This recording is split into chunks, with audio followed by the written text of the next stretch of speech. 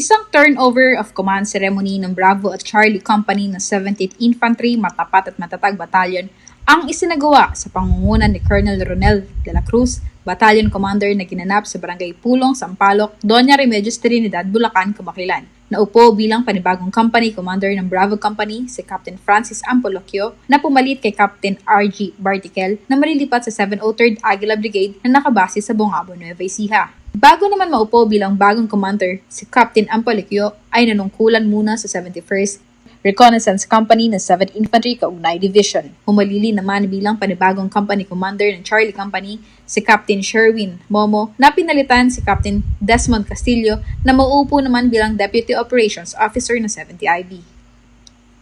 Bago maupong company commander si Captain Momo, nanungkulan muna siya bilang Battalion Staff Officer ng nasabing unit. Aasahan na sa pagpalit ng mga leader ng Matapat at Matatag Battalion ay patuloy pa din silang magbibigay ng serbisyo at seguridad sa mga lokal na mamamayan sa kanilang lugar na nasasakupan. Mula dito sa Bulacan, ako si Crizel Fontanoza, ang inyong kaugnay.